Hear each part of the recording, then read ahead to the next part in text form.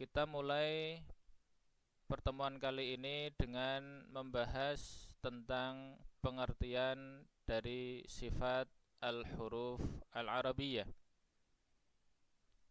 Seperti biasa, kita mulai dari pengertian secara bahasa terlebih dahulu, dan untuk saat ini yang perlu kita perdalam itu hanyalah kata sifat, ya, karena memang al-huruf al-arabiyah pada pembahasan yang lalu, yakni terkait dengan makharijil huruf al-arabiyah, itu kita sudah membicarakan tentang pengertian dari huruf begitu. Baik, kata sifat itu dari segi bahasa adalah bentuk jamak dari kata sifah. Sifatun, sifatun, sifatani, sifatun. Jadi sifatun itu satu, tunggal, sifatani itu dua, dual.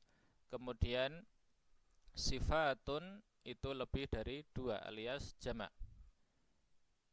Kemudian sifat itu diberi pengertian berupa keadaan yang harus atau wajib ada pada sesuatu, baik sesuatu itu hidup ataupun mati.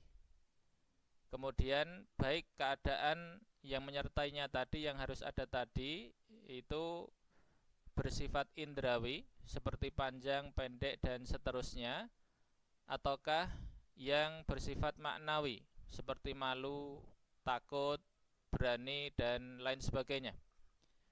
Ya, itu makna sifat dari segi bahasa. Sekali lagi, sifat dari segi bahasa adalah kondisi atau keadaan yang harus ada pada sesuatu, baik yang sifatnya indrawi ataupun yang maknawi.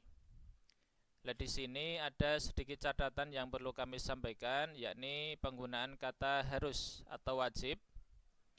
Ya, di sini yang bisa kita pahami bersama adalah bahwa ketika kita mengatakan bahwa sifat itu adalah keadaan yang harus ada pada sesuatu, maka ketika keadaan atau kondisi tadi tidak ada pada sesuatu tadi, akhirnya bagaimana?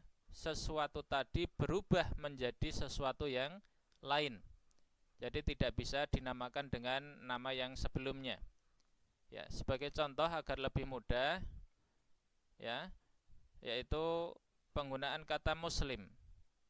Kata muslim itu digunakan untuk orang yang sudah bersyahadat, untuk orang yang mengakui bahwasanya tiada ilah yang berhak disembah kecuali hanya Allah saja subhanahu wa ta'ala, dan juga mengakui, mempersaksikan bahwa Nabi Muhammad sallallahu alaihi wasallam itu adalah nabi dan utusan Allah subhanahu wa ta'ala.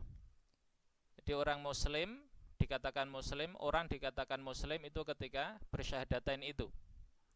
Ya.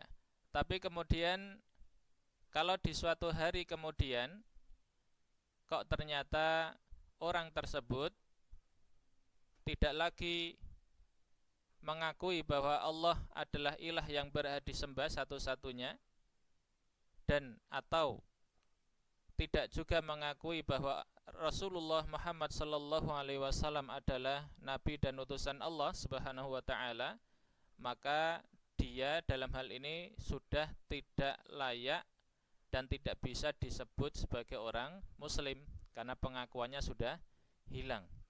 Ya, kurang lebih seperti itu. Selanjutnya, pengertian sifatul huruf, langsung ya ini. Dari segi istilah, secara mudahnya adalah diartikan oleh para ulama itu sebagai cara ucap yang muncul ketika huruf keluar dari makhrajnya. Ya, sekali lagi, sifatul huruf pengertiannya adalah cara ucap yang muncul ketika huruf keluar dari makhrajnya. Dan kalau mau disingkat lagi, maka lebih mudah kita sampaikan sifatul huruf itu adalah cara ucap huruf. Ya, dalam hal ini adalah huruf bahasa Arab. Ya.